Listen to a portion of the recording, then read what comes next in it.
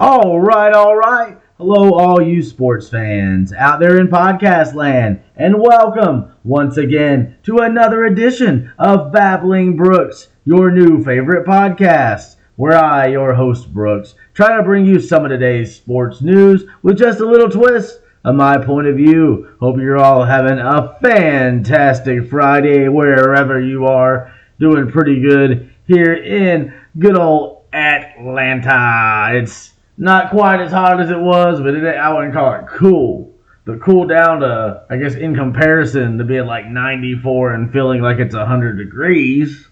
But either way, the Braves finally kind of cooled down the visiting Arizona Diamondbacks for the win last night to end that losing streak. But I'll tell you who's on a winning streak right now. That is Nas, man. Ever since he linked up with Hit Boy, and you could even argue going back to the little sort of EP kind of thing he did with Kanye when Kanye was doing those like 7-song albums. I believe he did one with Pusha T, had one of his own, which had some underrated tracks on there and some insightful things for what's going on with him now. Sometimes it's one of those thought about killing you, and I'm like, well, that if you listen to parts of that, that has different context now with Kanye, where he's like, just say it. You don't think you're not supposed to say it, just say it. I'm like, oh, I guess that's what he's doing. Either way, Nas, I feel like that kind of awoken something in him, and then when he linked up with Hit Boy for this King's Disease series, and subsequently and simultaneously going with the Magic, which I love how he references that he's got the two series, because everybody assumed when he had 50 in the studio with him, they were working on something for King's Disease 4 was in the making. But just as he did between King's Disease 2 and King's Disease 3, Nas is blessing us with some more Magic. Magic Part 2. Really digging this. I'm going to keep listening to it. I'm on my third listening really right now. Favorite tracks right out the back, I would say Abracadabra maybe, and What This All Really Means. But there ain't no skips on this. It's all incredible. He's just on a roll, man. Something about finding the right producer, which is a big part of it. When it comes to hip hop, especially when you're just going track by track, getting a different sound. But I feel like something about the two of them working together and just doing like whole projects, doing whole albums, working together, just something about they got the right kind of vibe together. The chemistry is there. It's just a great collaboration when they get together. It seems like they kind of, Hit Boy's productions are just like bringing the best out of Nas. Just great to see him excited about it again, because I'm excited about rap again too. I was talking about, yesterday, the incredible Rome Streets and J-Skis show that my good friend DJ Kerosene was DJing, setting up, and just like brilliant job, blending it all together, bringing the whole party together, of course, with Fort Knox, who is always heavy on the mic and bringing the energy. Kerosene, like I said, the one that got me excited about hip-hop again, so it's good to see a rapper who I consider the best rapper alive, Nas, doing the same. You grew up, of course, my intro to hip-hop was more Jay-Z and Eminem than Nas. Nas, of course, was there, but Stillmatic was really when I went, really in on Nas. Because, Jay-Z was more the MTV one, kind of, it was more that vibe, and, of course, Eminem. And I love me some Jay-Z. Eminem, too. Those are, if I had to pick the best three, overall living MCs, it's them. It is. Nas, Jay, Eminem. I put Pac number 1 if you include the Dead as well. And I usually round out my top 5 with Immortal Technique just because of how important he has been to me and my journey of thinking outside the box and all that, and just I feel like getting into him in college, listening to that. And I just saw him live. It was incredible. Even though you could say his output, there's not as much of it. That's because Immortal Technique be doing shit. He's out there feeding people in Harlem, doing a lot of stuff like that. So I think he's got something on the horizon. I think he's got some stuff coming out. But, I think it just seems like record industry bullshit kind of stuff that he has to deal with and kind of navigate. But, much respect for him. He's definitely one of my favorites as well. Sometimes I'll have to do an episode talking about some of my favorite overall new ones, because that would just take too long to go into right now. Like I said, we're talking about Nas today, and he just kills it on this one. Just an incredible run.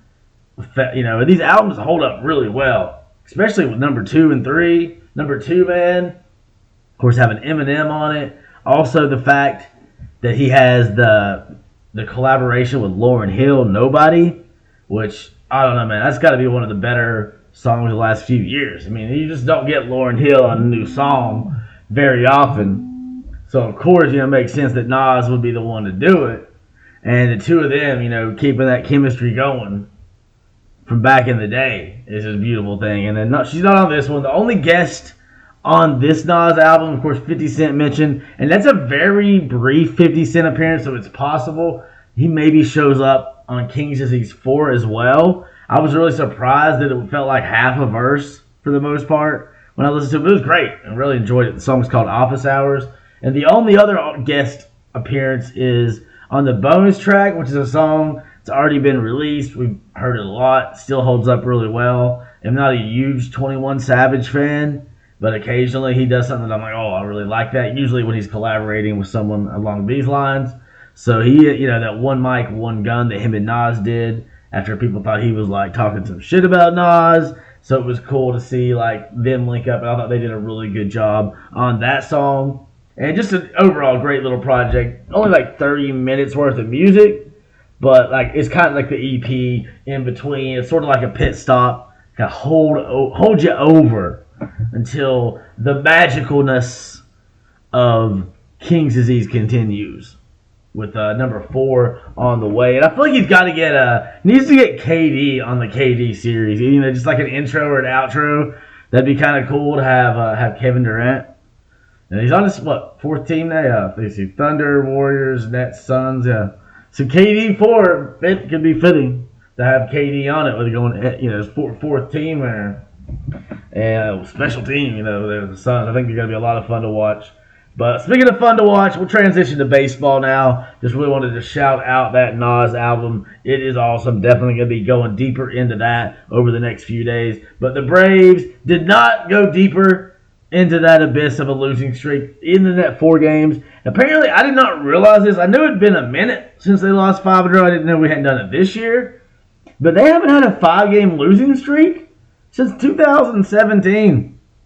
So that's pretty damn impressive. Been able to stop short of that. And I think what's great about this team, because the way we talk about after wins and losses, Brian Snicker has said repeatedly, they don't, every day is a new day. They don't focus too much on, successes or failures. And I think that's what makes this team so damn good and potentially really dangerous to the rest of the league. Because they don't seem to force it. Like it was something I was watching on the MLB network after the game last night. And they were talking about how the Braves just don't, they know that they'll get out of this streak. Because in baseball, in all sports, but especially baseball, with just the nature of a 162-game season, the best players hitting 30-some%. Like, you're going to have some bad stretches here and there. The doldrums or whatever. Dog days of summer. Call it what you will. But, usually the key is knowing you're going to get out of it. And usually you will. Like, these guys at this level. Especially as a team. But a lot of times it can be hard to, once you start losing, to break that. Especially if you're not used to winning. And that's the thing. This team has built up confidence in itself by winning these divisions. Then you got the history behind the team, of course. And I feel like that gives them an extra weight. The spirit of Hammer and Hank in them all. And this team, they just know they're going to get out of it. A lot of teams don't necessarily know that. So maybe they reach a little bit. They try to do too much. But this Braves team doesn't seem to be doing that. It's they just kind of seem like they know. Even when they're having bad games, somebody's hitting the ball. Even while we're losing those games, Austin Riley was awoken. All of a sudden, he was not doing terrible. I felt like there was a little too much shade going towards him. Austin Riley's being terrible. And I was like, it's not really that bad. I mean, he's not he wasn't having an incredible number-wise run there for a minute. But like I said, that happens. And the great thing about this team is they can kind of pick each other up. You got 9 guys that can go off on any given day.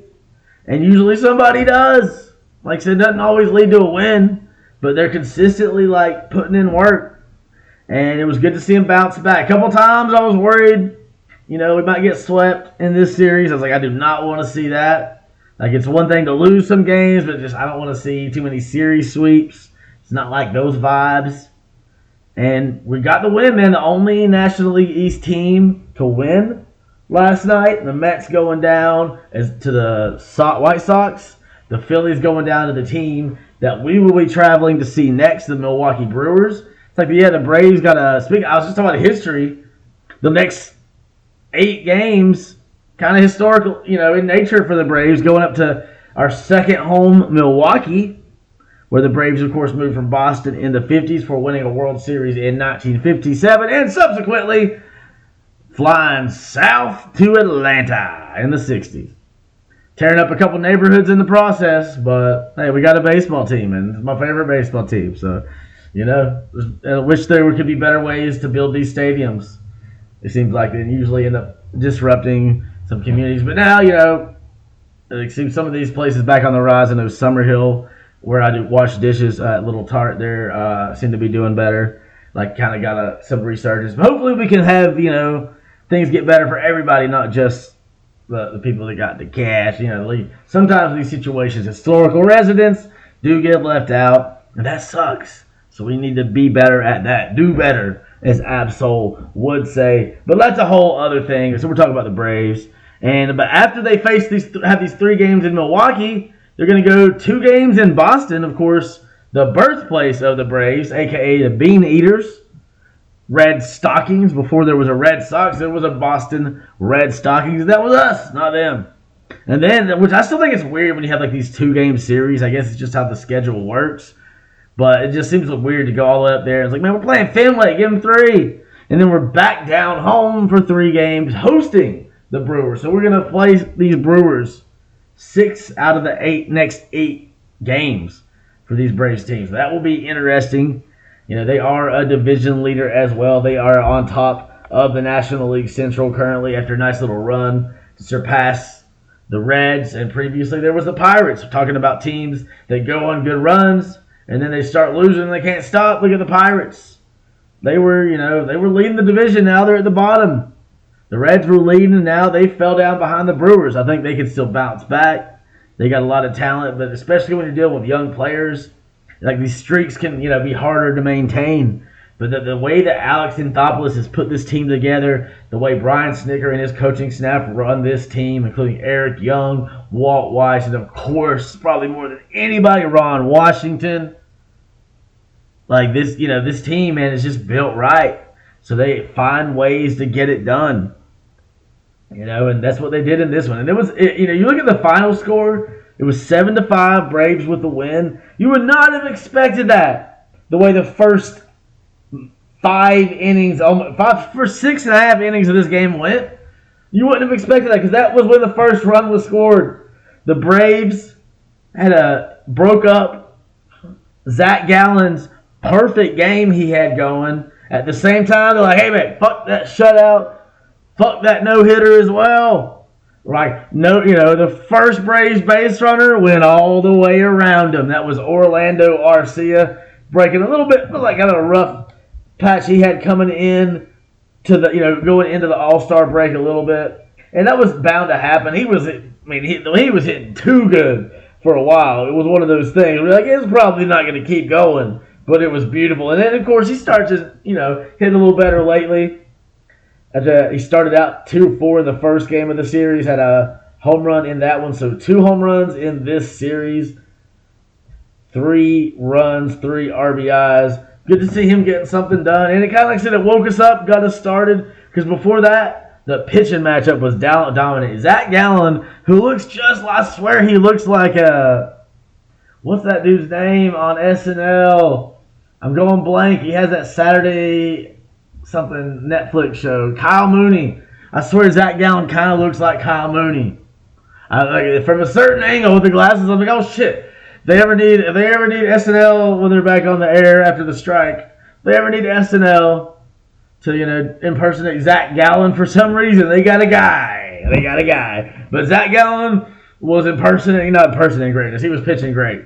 Been a great pitcher for the Diamondbacks this year, but he was going up against somebody that's been incredible for the Braves this year. Spencer Strider tied a season high with 13 strikeouts. He leads Major League Baseball with 189 strikeouts on the season. That's 36 more than second most, Kevin Gausman, I believe. But he was looking really good. He didn't have a perfect game going, but he kept getting guys out. One inning there was, can't remember who it was. They got on base, opened the inning up with a triple, no outs, dude on third. Normally that leads to a run. I remember this one of those things. Once he got on base, as a fan watching it, I'm like, well, they're going to score. No matter how good Spencer is, it's tough to not let someone score from third base with 0 outs. Got to get the right outs. But Spencer Strider just 1, 2, 3 after that, man. He was just mowing dudes down, striking out multiple guys in a row multiple times. And great. Can you get the best of both worlds in this game if you're a baseball fan? I was glad I actually got to watch the whole thing. Got stuck with the Diamondbacks personnel. I couldn't find the Bally Sports one.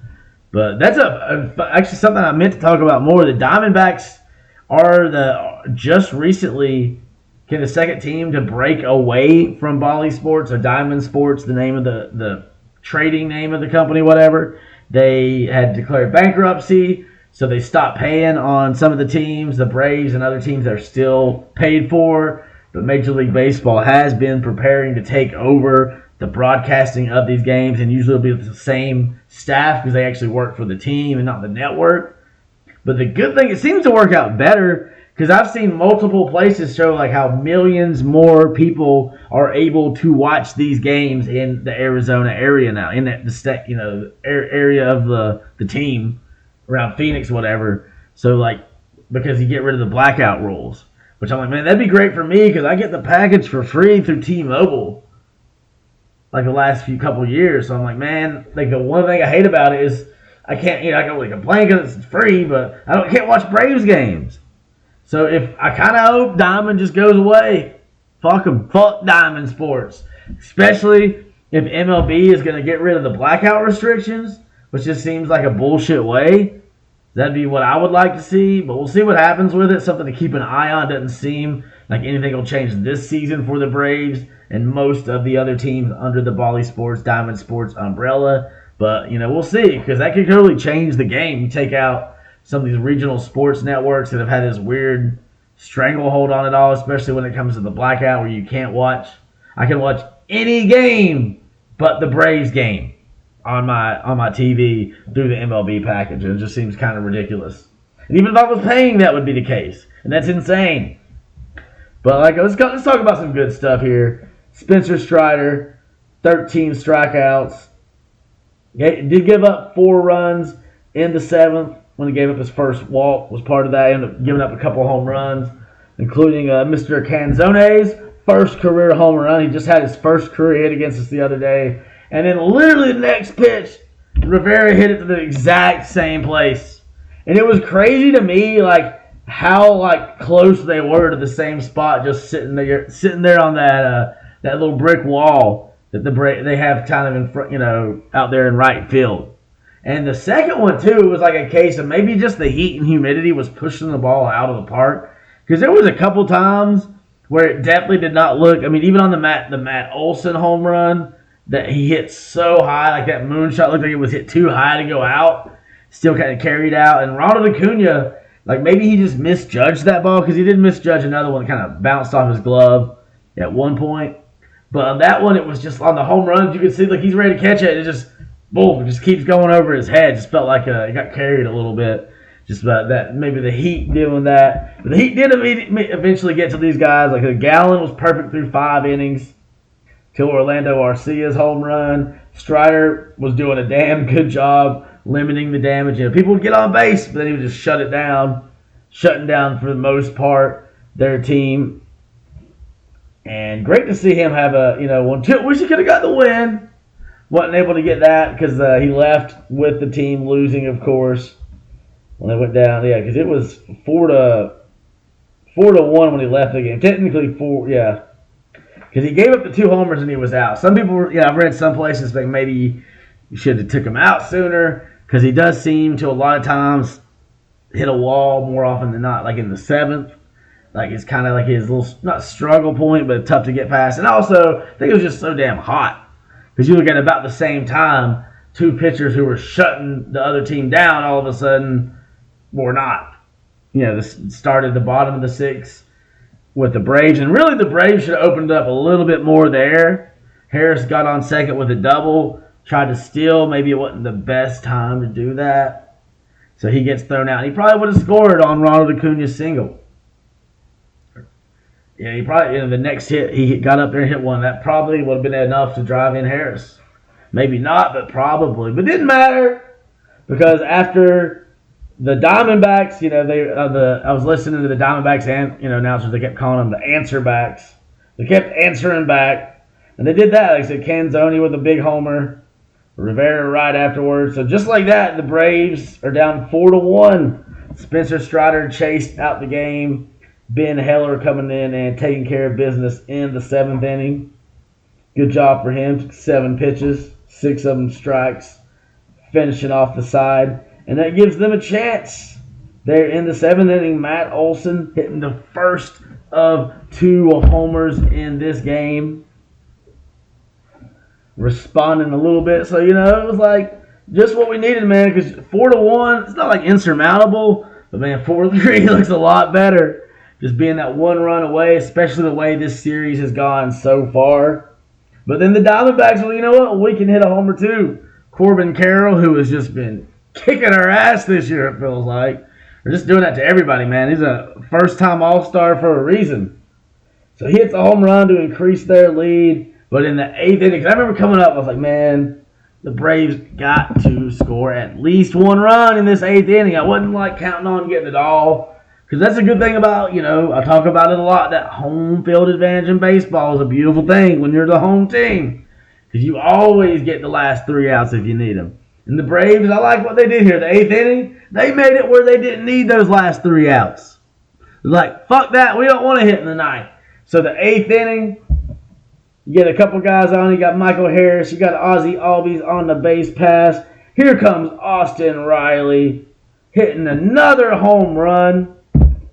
Like the last 3 games, he's been doing great. He was 6 of 13 with 4 home runs and 11 RBIs in this series. 2 of 4 in this one. Hit this one 432 feet. And what's great too about pretty much all these home runs are either tying the game or giving the Braves the lead. So they are, all home runs are technically difference makers, but these home runs are truly difference-making at-bats for this team. And it's beautiful to see. I love to see it because Austin not been hitting quite as good as he would like to be. But that's the great thing about this team. There's always somebody hitting, so you don't feel like you got to force it. You know you're going to come out of it. A lot of that, like I said before, goes down to coaching, goes down to just the character of the guys, and just the work ethic they put in, knowing, hey, we may lose, we're going to lose some, but we're always going to bounce back. It's like we're the real answer backs. And then Matt Olson, just in case, because that did give the Braves the lead. They're up 1 run. But hey, just how about a little insurance? Matt Olson, 2nd home run of the game. And we needed it too, man. Like, put that 2 runs, then you just got to go get 3 outs. And the Braves made it a little hectic there. But that they got it done. Iglesias came up, got a couple guys, had a hit, gave up a hit, walked a dude. So they had, the winning run at the plate, the tying run on base.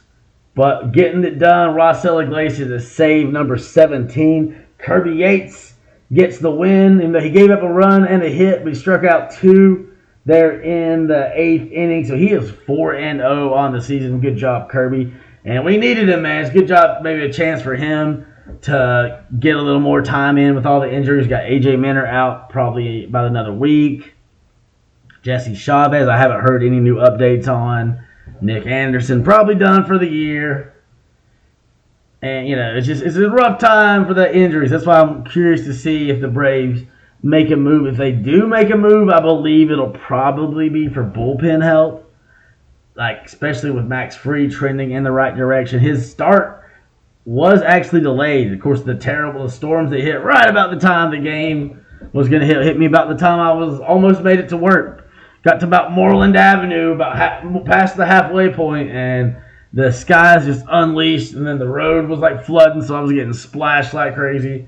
I got to work. I was soaked. Not in a good one. And yeah, so that wiped out that game in Gwinnett last night. So they got a double header today starting at 5:05 p.m. So here in a couple hours, see what Max does in that one. Definitely got some eyes on him because if he, able to look good and, feel good the next day, more importantly, and get in maybe get 5 innings, I believe is going to be pretty much what they're shooting for. Try to get into maybe 60, 75 pitches. Like we could see him making his time way back to the big team. I also don't want to see them rush it. And so, like, if possible, it's probably best to give him one more start. But a lot of that just depends on how he looks and feels tonight. And, of course, tomorrow after the pitching, just as important. So we'll see how it goes. I'm okay either way. Because I felt like we would get him back. He's been progressing for the most part since as soon as he started throwing again. Like, there's not been any setbacks, knock on wood. So, like what we've seen, and we will get to see a little different. We got, what's his name? Alan Winans will be making his Major League debut on Saturday, tentatively. Has a 2.81 ERA. He has like 89 strikeouts in AAA Gwinnett this year. Was drafted by the Mets like 2017. Like a $10,000 bonus guy, so not a big name. And he's kind of toiled away, done his duty. Looked pretty decent there in AAA, so he gets a chance following up Michael Soroka, who will be starting today. And like I said, hopefully Soroka can continue what he's been doing lately, because I could definitely see him being being that fifth guy to solidify the rotation. When you get Max back, you got Charlie, you got Spencer, I believe Bryce still going to be able to bounce back and have some solid outings. He's going to have those, he was outperforming himself a little bit. So there was going to be some readjustment of that back to more of the mean kind of thing. But I think he'll be back having a good one. So that gives us 5 guys. And we see how, maybe Alan Winans can hold the place for Max. And that could affect what they do with Max Fried. Because if this guy looks good, they might be like, especially Soroka has another great start. Then maybe okay, let's just bring him along even slower, because you don't want to rush it. What really matters, honestly, for this team is October. We've pretty much got a playoff spot guaranteed at this point. We ain't clinched the division yet. We got some time before that, because it's a long season, but I don't see any way the Braves don't make the playoffs. So what are we going to do when we get there? We don't want to do like last year, win the division, lose to the wild card team from our division, the fucking Phillies. Come on. But thanks to the team we're playing today for beating the Phillies. We were, the only team to win in the division last night. Right now, we're back up. Both the Phillies and the Marlins are 10.5 games behind the Braves right now.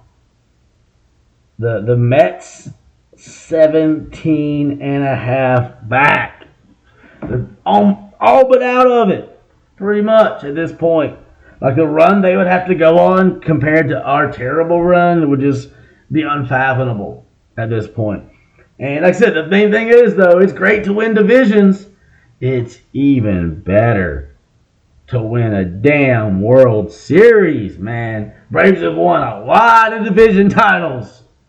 Not as many World Series, obviously, which that's just how it goes. But let's get those numbers a little closer this year. Let's add 1 to each category, not just the division title category. We'll be going up another division leader, like we mentioned, the Milwaukee Brewers. They're 54-43. Been been a solid team. They've won 8 of their last 10 on a nice little stretch. Won 2 of 3 their last series there. Against the Phillies, so helping us out a little bit there. Now it's time to be like, hey, we used to play here too. This is kind of our city as well. We abandoned it pretty quickly. And see some other notes from this. Also, Austin Riley And before Matt Olson's first homer of the game, Austin Riley got his first triple of the season, number 6 on his career. Nice little weird bounce that it took. It bounced off. The outfielder kind of misplayed it, so it bounced off the wall and went most of the way back to the infield, so the second baseman had to come and get it. So, hey, good job, Austin. Nice to see him. You don't see him get to third like that very often.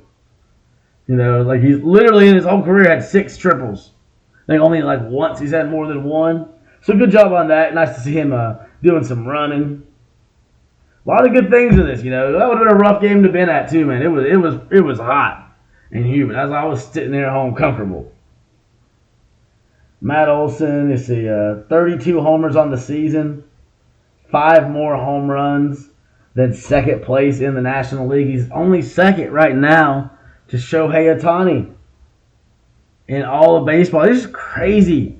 Just putting into context what Shohei Ohtani, on a side note, is doing. Just not only he's leading the league in home runs, one of the best pitchers in the game right now. He also leads the league in triples. Home runs and triples. You're not usually going to lead the league in those. Those are usually 2 different power sets. Speed and power. In fact, this dude's fast. He can hit home runs. And he can fucking pitch. Like, what the hell? He's like a cheat code. And some guys, not everybody doing great in this game. Ozzy 0-3, just still scoring a run. Travis 0-4. Ozuna, another quiet one, 0-3. Eddie Rosario striking out twice, 0-3. It's good to see him back in the lineup 2 days in a row. And I'm still curious to see what happened to Forrest Wall, because part of me thinks it'd be kind of interesting to put him out there as a DH. Just to give him a chance, see what he does. I mean, the worst thing you can do is put Ozuna back in there at some point. Have that power option, but, he can hit the ball. Not a huge power guy, but he can hit it. And there's a way he can steal bases. So it'd be kind of nice to have. That would just leave you with some stolen base options just everywhere in the lineup. And I'm not saying totally replace Ozuna. I'm just saying like one game. Because I still think Ozuna needs to be out there most days. The way he hits the ball is slowed down a little bit from how he was mashing in May. But he's still got that occasional just break out with a home run. Give you a clutch double when you need it kind of stuff. So you don't want to, take him out totally. But, hey, you got this Forrest Wall guy. Give him a chance. But mostly, probably the first time we'll see Forrest Wall playing for these Braves will be as a pinch runner, would be my guess. Like maybe late in the game, say like Travis d'Arnaud gets on, gets on first when we need to win and run. Maybe then you put Forrest Wall in so he can get a steal. Because then the great thing about our catchers is, you just put Sean Murphy in. Just the options we have at catcher are incredible. And also, speaking of catcher, of past catcher for the Braves last year, seemed like he could be maybe the catcher of the future. Like kind of learn under Travis d'Arnaud, William Contreras. I miss William, man. I thought he was so much fun to watch. His offense was always on point, and his defense. I was reading somewhere how he had grown. He gotten even better at that in Milwaukee, but that's not surprising because look at the jump he had from 2021 to 2022 behind the plate. Like his offense kept going both times. That didn't really change. Like he got a little hot there a couple times, leading to him being a first-time All-Star as the DH last year.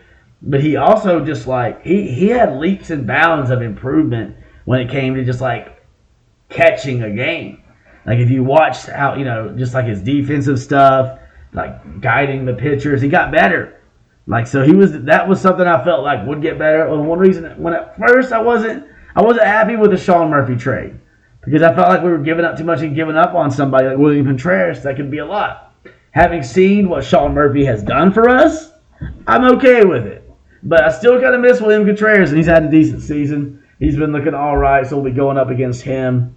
And at least a couple games, I'd say probably every game of this series. And then, of course, another former Brave I forgot about, honestly, Julio Teheran. He is now with the Brewers, and he is penciled in to start the last game of this series. So who will he be going against for the Braves in that one? Charlie, I would guess. Because we got Michael Soroka today. There's Elder going up against Teheran. A good chance for Elder to bounce back. But yeah, we got Soroka going up today against Peralta. Then tomorrow, the Major League debut, tentatively, because he's not actually on the 40-man roster or either roster with the team there. And it's still pictured as undecided for the Braves because he's not with the team, but going up against Hauser. Don't know who that is. But either way, it's something to watch. I'm hoping for Soroka to have a great game. Maybe Acuna. Maybe I think he's going to do something. Oh yeah, wild speculation there. Ronald Acuna going to do something in this game. But yeah, he's gonna make some noise. And it'll be nice to see the Braves. Now that we ended a losing streak, let's not start a new one just yet. Don't necessarily need to get a sweep, but I think it'd be great to open up this series with the W. That's what we want to see. And hey, man, I'm going to get out of here, do a little short, quick one today. I'm trying to get closer to 30 minutes for most of these, so it's like easier to listen to. But sometimes I just start talking and just babbling on, which is kind of the point. But, you only babble so much at a time. You can only take so much, right? But either way, man, check back. We'll talk hopefully about Michael Soroka going over 500 with the win today. Let's see him go to 2-1. And main thing is, let's see the Braves get win number 63 and start this series off right. It'll be a tough one, though. Brewers are an ascendant team right now, looking really good. They're going to want to defend their home base from the enemy, that is the Braves in this particular case. And like I said, we got, Major League debut tomorrow. That should be exciting. Get to see William Contreras, definitely a Brave. I have no hate for it. There was like an article. It was like, well, who, do you boo former Braves? I'm like, well, it just depends on how they leave. That's really what it boils down to. How do they leave? Where do they go? All that. Usually, there's a little more less animosity than there used to be between the teams, kind of. The players actually get along more in all the sports. Sometimes you hear complaints about it. I think for the most part it's good. Less fights that way, I guess, but it's still going to happen. But regardless of all that, I'm going to get, like already said, I'm done. Come back tomorrow. I'll bring you some more babbling fucking Brooks. Peace out.